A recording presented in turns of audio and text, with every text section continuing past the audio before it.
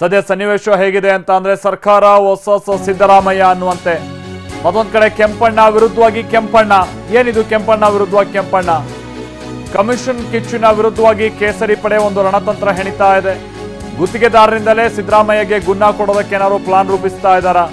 ಸಿದ್ದರಾಮಯ್ಯನವರಿಗೆ ಸರ್ಕಾರದ ಅಸ್ತ್ರ ಏನಾದ್ರು ಸಂಕಷ್ಟ ತಂದಿಡಬಹುದಾ? ಕಮಿಷನ್ ಕುರಿತು ಎಚ್ಡಿಕೆ ಮತ್ತೊಂದು ಬಾಂಬ್ ಸಿಡಿಸಿದ್ದಾರೆ. ಭ್ರಷ್ಟಾಚಾರದ ಸಮರವೇ ನಡೀತಾ ಇದೆ. ಹೌದು, 40% ಸರ್ಕಾರ ಇದು ಅಂತ ಆರೋಪಿಸ್ತಾ ಬಿಜೆಪಿ ವಿರುದ್ಧವಾಗಿ ಒಂದ್ ಕಡೆ ಸಿದ್ದರಾಮಯ್ಯನವರು ಮುಗಿಬಿದ್ದಿದ್ದಾರೆ. ಮತ್ತೊಂದ್ ಕಡೆ ಕಾಂಟ್ರಾಕ್ಟರ್ಸ್ಗಳು ಕೂಡ ಕೆಲ ಸಚಿವರುಗಳ ಹೆಸರನ್ನೇ ನೇರವಾಗಿ ಬಾಯ್ಬಿಟ್ಟಿದ್ದಾರೆ. ಇಂಥ ಸಿದ್ದರಾಮಯ್ಯನವರು ಇದನ್ನ ಅಸ್ತ್ರ ಮಾಡ್ಕೊಂಡಿರುವಂತ ಕಾರಣಕ್ಕಾಗಿ ಅವರಿಗೆ ಬಿಸಿ ಮುಡಿಸುವಂತ ನಿಟ್ಟಿನಲ್ಲಿ ಕೇಸರಿ ಕಲಿಗಳು ಹಳೆಯ ಅಸ್ತ್ರವೊಂದನ್ನ ಪ್ರಯೋಗಿಸೋದಕ್ಕೆ ಪ್ಲಾನ್ ಮಾಡ್ತಿದ್ದಾರೆ. ಸಿದ್ದು ಆಡಳಿತದ ಅವಧಿಯಲ್ಲಿ ನಡೆದಿದೆ ಎನ್ನಲಾದಂತ ಅರ್ಕಾವತಿ ಡಿನೋಟಿಫಿಕೇಶನ್ ಕೇಸನ್ನ ಓಪನ್ ಮಾಡೋದಕ್ಕೆ ರಣತಂತ್ರ ಹೆಣಿತಾ ಇದ್ದಾರಂತೆ. ಈ ನಡುವೆ ಇವತ್ತೂ ಕೂಡ ರಾಜ್ಯ ರಾಜಕೀಯದಲ್ಲಿ ಈ ಕಮಿಷನ್ ಕಿತ್ತಾಟ ಬಹಳ ಜೋರಾಗಿ ನಡೀತಾ ಇದೆ. ಗೂಬೆ ಕುಂದಿರಿಸುವಂತ ಒಂದು ಪ್ರಯತ್ನ. 40% ಕರಪ್ಷನ್ ಇದೆ ಅನ್ನೋದು ರೆಡಿ ಟು ಅವರೇನು ಸತ್ಯ ಹರಿಶ್ಚಂದ್ರ ಅವರು ಸುಮಾರು 50 ಕೋಟಿಗಳ ಮಾನನಷ್ಟ ಮೊಕದ್ದಮೆ ಹೂಡುವಂತ ಪರಿಸ್ಥಿತಿ ನನಗೆ ಬಂದಿದೆ. ಅದರಲ್ಲಿ ಸಿದ್ದರಾಮಯ್ಯನವರು ಸೇರಿದ್ದಾರೆ, ಡಿ.ಕೆ. ಶಿವಕುಮಾರ್ ಅವರು ಸೇರಿದ್ದಾರೆ. ಹ್ಯಾಂಡ್ ಆರ್ ವಿತ್ ಒಂದು ಪೈಸಾ ಕೆಲಸ ಮಾಡಿಲ್ಲ, 100% ತಿಂದಿಲ್ವ ಅಲ್ಲಿ. ದಾಖಲೆ ಕೊಟ್ಟರೆ ನಾವು ಶಿಕ್ಷೆಗೆ ಸಿದ್ಧವಾಗಿರ್ತೀವಿ.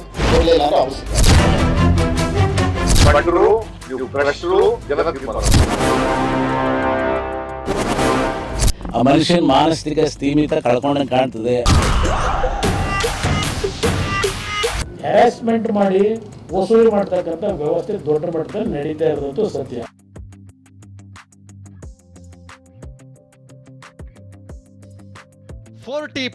ಸರ್ಕಾರ, ಕಮಿಷನ್ ಸರ್ಕಾರ, ತಾಂಡವವಾಡ್ತಿರೋ ಭ್ರಷ್ಟಾಚಾರ, ಹೀಗೆ ರಾಜ್ಯ ಬಿಜೆಪಿ ಸರ್ಕಾರದ ವಿರುದ್ಧ ಆರೋಪಗಳ ಸುರಿಮಳೆಯಾಗ್ತಿದೆ. ಗುತ್ತಿಗೆದಾರರ ಸಂಘದ ಅಧ್ಯಕ್ಷ ಕೆಂಪಣ್ಣರಂತೂ ಬೊಮ್ಮಾಯಿ ಸರ್ಕಾರದ ವಿರುದ್ಧ ಸಮರವನ್ನೇ ಸಾರಿದ್ದಾರೆ. ಸರ್ಕಾರದಲ್ಲಿ ಎಲ್ಲರೂ ಕಮಿಷನ್ ಕೇಳುವವರೇ ಅಂತ ಆರೋಪಿಸಿದ್ರು. ಇತ್ತ ವಿಪಕ್ಷ ನಾಯಕ ಸಿದ್ದರಾಮಯ್ಯ ಕೂಡ ಹೋದಲ್ಲಿ ಬಂದಲ್ಲಿ ಭ್ರಷ್ಟ ಸರ್ಕಾರ ಅಂತ ಗುಮ್ಮುತ್ತಲೇ ಇದ್ದಾರೆ. ಇದರಿಂದ ಕೆರಳಿರೋ ಕೇಸರಿ ಪಡೆ ಕೌಂಟರ್ ಅಟ್ಯಾಕ್ಗೆ ಭರ್ಜರಿ ಪ್ಲಾನ್ ಮಾಡಿಕೊಂಡಿದೆ.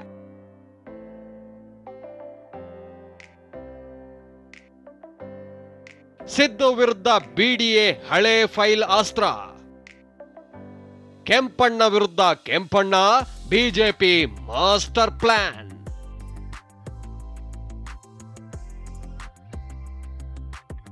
ಎಸ್, ಗುತ್ತಿಗೆದಾರರ ಸಂಘದ ಅಧ್ಯಕ್ಷ ಕೆಂಪಣ್ಣ ಮೂಲಕ ಸರ್ಕಾರದ ವಿರುದ್ಧ ಜಿದ್ದಿಗೆ ಬಿದ್ದು ಯುದ್ಧ ನಡೆಸುತ್ತಿರೋ ಸಿದ್ದರಾಮಯ್ಯಗೆ ತಿರುಗೇಟು ಕೊಡೋಕೆ ಬಿಜೆಪಿ ಸಜ್ಜಾಗಿದೆ. ಹಳೆ ಬಾಣವನ್ನ ತೆಗೆದು ವಿಪಕ್ಷ ನಾಯಕನತ್ತ ಬಿಡಲು ಪ್ಲಾನ್ ಮಾಡಿದೆ. ಗುತ್ತಿಗೆದಾರರ ಮೂಲಕವೇ ಸಿದ್ದುಗೆ ಗುನ್ನ ಕೊಡೋಕೆ ರಣತಂತ್ರ ಹೆಣೆದಂತೆ ಕಾಣ್ತಿದೆ. ಆ ಅಸ್ತ್ರ ಮತ್ಯಾವುದೂ ಅಲ್ಲ, ಬಿಡಿಎ ಅರ್ಕಾವತಿ ಬಡಾವಣೆ ಡಿನೋಟಿಫಿಕೇಶನ್ ಹಗರಣ.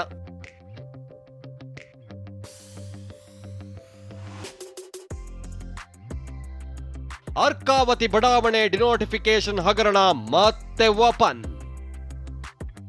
ಎಸ್, ಸಿದ್ದರಾಮಯ್ಯ ಸರ್ಕಾರದ ಅವಧಿಯಲ್ಲಿ ನಡೆದ ಬಿಡಿಎ ಅರ್ಕಾವತಿ ಬಡಾವಣೆ ಡಿನೋಟಿಫಿಕೇಶನ್ ಹಗರಣವನ್ನ ಸರ್ಕಾರ ಮತ್ತೆ ಓಪನ್ ಮಾಡೋ ಸಾಧ್ಯತೆ ಇದೆ.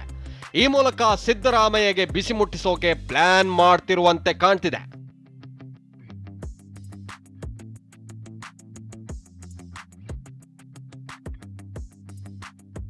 ಸಿದ್ದರಾಮಯ್ಯ ವಿರುದ್ಧ ಬಿಡಿಎ ಹಳೆ ಫೈಲ್ ಓಪನ್ ಮಾಡೋ ಸಾಧ್ಯತೆ ಇದೆ. ಸರ್ಕಾರ ಸಿದ್ದರಾಮಯ್ಯ ಆಡಳಿತದಲ್ಲಾದ ಅರ್ಕಾವತಿ ಬಡಾವಣೆ ಡಿನೋಟಿಫಿಕೇಶನ್ ಹಗರಣ ಕೇಸನ್ನ ಮತ್ತೆ ಹೊರಕ್ಕೆ ತೆಗೆಯಬಹುದು.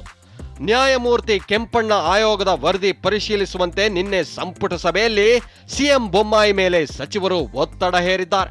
ಸಿದ್ದರಾಮಯ್ಯ ಮುಖ್ಯಮಂತ್ರಿ ಆಗಿದ್ದ ವೇಳೆ ಹಗರಣದ ಆರೋಪ ಕೇಳಿ ಬಂದಿತ್ತು. ರೀಡು ಹೆಸರಲ್ಲಿ 119.02 ಎಕರೆ ಡಿನೋಟಿಫಿಕೇಶನ್ ಆರೋಪ ಮಾಡಲಾಗಿತ್ತು. ಹೀಗಾಗಿ ಸಿಎಂ ನ್ಯಾಯಮೂರ್ತಿ ಕೆಂಪಣ್ಣ ರಿಪೋರ್ಟ್ ಪರಿಶೀಲಿಸುತ್ತೇನೆ ಎಂದಿದ್ದಾರೆ. ಹಿರಿಯ ಸಚಿವರುಗಳ ಒತ್ತಡ ಹಿನ್ನೆಲೆಯಲ್ಲಿ ಬೊಮ್ಮಾಯಿ ಭರವಸೆ ನೀಡಿದ್ದಾರೆ.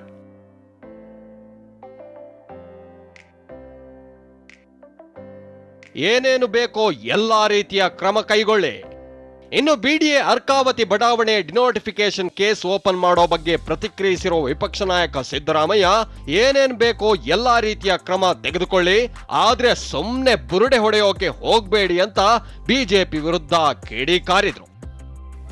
ಅದು ಜುಡಿಷಿಯಲ್ ಎಂಕ್ವೈರಿ ಮಾಡಿದ್ದೆ ಗೊತ್ತಾ? ನಾನು ಜುಡಿಷಿಯಲ್ ಎಂಕ್ವೈರಿ ಮಾಡಿಸಿದ್ದೆ ಗೊತ್ತಾ ನಿಮಗೆ?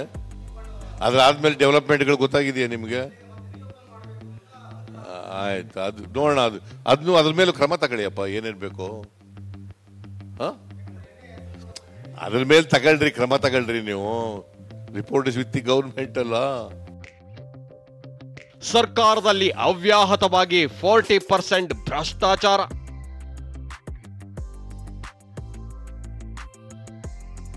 ಇಷ್ಟೇ ಅಲ್ಲ, ಇಂದು ಕೂಡ ಸಿದ್ದರಾಮಯ್ಯ ಕಮಿಷನ್ ವಿಚಾರವಾಗಿ ಸರ್ಕಾರದ ವಿರುದ್ಧ ಕಿಡಿಕಾರಿದ್ದಾರೆ.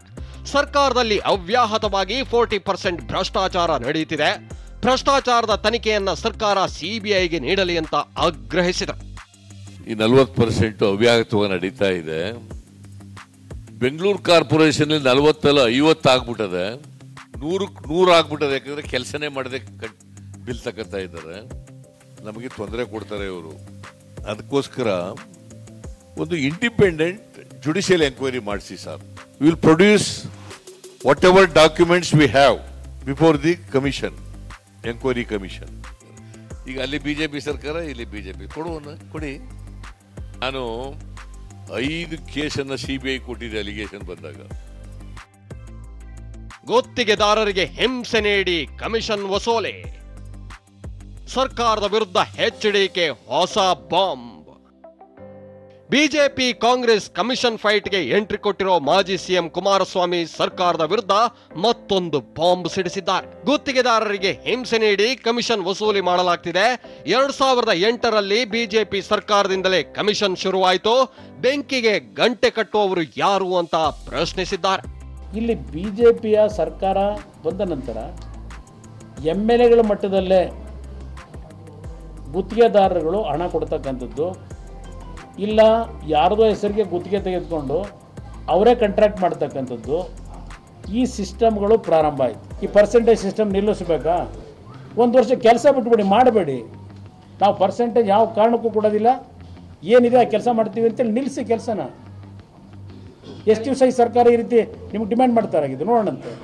ನಾನೇನು 14 ತಿಂಗಳು ಮುಖ್ಯಮಂತ್ರಿ ಇದ್ದೆ. ನನ್ನ ಕಾಲದಲ್ಲೂ ಸಹ ಕೆಲವು ಇಲಾಖೆಯಲ್ಲಿ ಪರ್ಸೆಂಟೇಜ್ ತಗೊಂಡಿದ್ದಾರೆ. ನನಗೆ ಗೊತ್ತಿದೆ ಹಲವಾರು ಪ್ರಕರಣಗಳು. ಆದರೆ ಈಗಿನ ವ್ಯವಸ್ಥೆ ಬಗ್ಗೆ ಅದಕ್ಕೆ ಹೇಳ್ತಾ ಇದ್ದೇನೆ, ಇದಕ್ಕೆ ಬೆಕ್ಕಿಗೆ ಗಂಟೆ ಕಟ್ಟೋರು ಯಾರು? ಈ ವ್ಯವಸ್ಥೆಯನ್ನು ಸರಿಪಡಿಸೋರು ಯಾರು? ಸರ್ಕಾರ ರಾಜ್ಯದ ಮಾನ ಮರ್ಯಾದೆ ಹರಾಜು ಹಾಕ್ತಿದೆ. ಈ ನಡುವೆ ಕಾಂಗ್ರೆಸ್ ಸಂಸದ ಡಿಕೆ ಸುರೇಶ್ ಕೂಡ ಸರ್ಕಾರದ ವಿರುದ್ಧ ವಾಗ್ದಾಳಿ ನಡೆಸಿದ್ದಾರೆ. ಭ್ರಷ್ಟಾಚಾರ ಆರೋಪಗಳಿಂದ ಸರ್ಕಾರ ರಾಜ್ಯದ ಮರ್ಯಾದೆ ಹರಾಜು ಹಾಕ್ತಿದೆ. ಗುತ್ತಿಗೆದಾರರಿಂದ ಕಮಿಷನ್ ಪಡೆಯೋಕೆ ಪ್ರಧಾನಿಯೇ ಲೈಸೆನ್ಸ್ ಕೊಟ್ಟಂತೆ ಕಾಣ್ತಿದೆ. ಇನ್ನು ಮುನಿರತ್ನ ಮೂಲತಃ ಗುತ್ತಿಗೆದಾರರು, ಅವರಿಗೆ ಎಲ್ಲಿ ಏನು ಮಾಡಬೇಕು ಅಂತ ಚೆನ್ನಾಗಿಯೇ ಗೊತ್ತು ಅಂದ್ರು. ಸರ್ಕಾರ ಇವತ್ತು ಅನೇಕ ಭ್ರಷ್ಟಾಚಾರ ಆರೋಪಗಳಲ್ಲಿ ನಿರಂತರವಾಗಿ ಈ ರಾಜ್ಯದ ಮಾನ ಮರ್ಯಾದೆಯನ್ನು ಹರಾಜಾಗ್ತಾ ಇದೆ. ಗುತ್ತಿಗೆದಾರರ ಸಂಘದ ಅಧ್ಯಕ್ಷರು 40% ಬಗ್ಗೆ ಕಳೆದ 1 ವರ್ಷಗಳಿಂದನೇ ಪ್ರಧಾನಮಂತ್ರಿಗೆ ಪತ್ರವನ್ನು ಬರೆದಿದ್ರು. ಪ್ರಧಾನಮಂತ್ರಿಗಳು ಕರ್ನಾಟಕದಲ್ಲಿ ಭ್ರಷ್ಟಾಚಾರ ನಡೀಲಿಕ್ಕೆ ಲೈಸೆನ್ಸ್ ಕೊಟ್ಟಾಗ ಕಾಣಿಸ್ತಾ ಇದೆ. ಕಾರಣ ಏನು ಅಂತ ಹೇಳಿದ್ರೆ, ಹಿಂದೆ ಚುನಾವಣಾ ಸಂದರ್ಭದಲ್ಲಿ ಬಂದಂಥ ಸಂದರ್ಭದಲ್ಲಿ ಕಾಂಗ್ರೆಸ್ ಸರ್ಕಾರ 10% ಸರ್ಕಾರ ಅಂತೇಳಿ ಬಹಿರಂಗವಾಗಿ ಹೇಳಿದರು. ಈಗಾಗಲೇ ಗೃಹ ಇಲಾಖೆಯಿಂದ ಕೇಂದ್ರ ಸರ್ಕಾರದ ಗೃಹ ಇಲಾಖೆ ಕೂಡ ಬಂದು ತನಿಖೆ ಮಾಡಿ ಹೋಗಿದ್ದಾರೆ ಅಂತೇಳಿ ಮಾಧ್ಯಮಗಳಲ್ಲಿ ನೋಡಿದ್ದೇನೆ. ಸರ್ಕಾರದ ಮಂತ್ರಿಗಳು, ಸರ್ಕಾರ ಹಣ ಪಡೀಲಿ ಗುತ್ತಿಗೆದಾರರಿಂದ ಅಂತೇಳಿ ಲೈಸೆನ್ಸ್ ಕೊಟ್ಟಾಗ ಕಾಣಿಸ್ತಾ ಇದೆ. ಸಚಿವರು ಗುತ್ತಿಗೆದಾರರು, ಮೂಲತಃ ಅವರು ಗುತ್ತಿಗೆದಾರರು, ಅವರಿಗೆ ಗೊತ್ತಿದೆ ಎಲ್ಲೆಲ್ಲಿ ಏನೇನು ಮಾಡಬೇಕು ಅಂತ. ಸೊ ಹಂಗಾಗಿ ಯಾರ ಹತ್ರ ಹೆಂಗೆ ಏನು ಎತ್ತ ಅಂತೇಳಿ ಮಾಡಿರೋ ಸಾಧ್ಯತೆಗಳು ಜಾಸ್ತಿ ಇರ್ಬೋದು. ಕೆಂಪಣ್ಣರನ್ನ ಮೆಂಟಲ್ ಆಸ್ಪತ್ರೆಗೆ ಸೇರಿಸಬೇಕು. ಸಚಿವ BC ಪಾಟೀಲ್ ವಾಗ್ದಾಳಿ. ಇನ್ನು ಕೆಂಪಣ್ಣ ಮತ್ತು ಕಾಂಗ್ರೆಸ್ಸಿಗರ ಆರೋಪಗಳಿಂದ ಕೆರಳಿರೋ ಸಚಿವ BC ಪಾಟೀಲ್ ಕೆಂಪಣ್ಣರ ಮಾನಸಿಕ ಸ್ಥಿತಿ ಸರಿಯಿಲ್ಲ, ಅವರನ್ನ ಮೆಂಟಲ್ ಆಸ್ಪತ್ರೆಗೆ ಸೇರಿಸಬೇಕು, ಬಟ್ಟೆ ಇಲ್ಲದವನು ಮಾಡೋ ಆರೋಪಕ್ಕೆ ಪ್ರಾಮುಖ್ಯತೆ ಕೊಡೋದು ಬೇಡ, ಸಿದ್ದರಾಮಯ್ಯ ಡಿಕೆಶಿ ಸೇರಿದಂತೆ ಎಲ್ಲರ ಮೇಲೂ ಆರೋಪಿಸ್ತಿದ್ದಾರೆ ಅಂದ್ರು. ಆ ಮನುಷ್ಯನ ಮಾನಸಿಕ ಸ್ಥಿಮಿತ ಕಳ್ಕೊಂಡಂಗೆ ಕಾಣ್ತದೆ, ಅವ್ರನ್ನ ಮೆಂಟಲ್ ಹಾಸ್ಪಿಟ್ಲಿಗೆ ಸೇರಿಸೋದು ಭಾಳ ಸೂಕ್ತ ಅಂತೇಳಿ ನನ್ನ ಅಭಿಪ್ರಾಯ.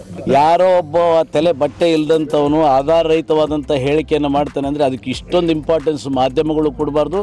ಇದು ಕಾಂಗ್ರೆಸ್ ಸ್ಪಾನ್ಸರ್ಡ್ ಪ್ರೋಗ್ರಾಮ್. ಇದು ಅವನು ಹೇಳಿದ್ರೆ ಎಲ್ಲ ಶಾಸಕರು ಅಂತ ಹೇಳಿದ್ಬಿಟ್ಟಿದ್ದಾರೆ. ಅವರು ಎಲ್ಲ ಶಾಸಕರು ಅಂದ್ರೆ ಅದ್ರಾಗ ಸಿದ್ದರಾಮಯ್ಯನವರು ಸೇರ್ಕೊಂಡಿದ್ದಾರೆ, ಡಿ ಕೆ ಶಿವಕುಮಾರ್ ಸೇರ್ಕೊಂಡಿದ್ದಾರೆ, ಜಿ ಪರಮೇಶ್ವರು ಸೇರ್ಕೊಂಡಿದ್ದಾರೆ, ರಮೇಶ್ ಕುಮಾರ್ ಸೇರ್ಕೊಂಡಂಗೆ ಆಯ್ತಲ್ಲ. ಮತ್ತೆ ಒಟ್ಟಲ್ಲಿ ರಾಜ್ಯ ರಾಜಕೀಯದಲ್ಲಿ ಕಮಿಷನ್ ವಾರ್ ದಿನ ಕಳೆದಂತೆ ತಾರಕಕ್ಕೇರುತ್ತಿದೆ.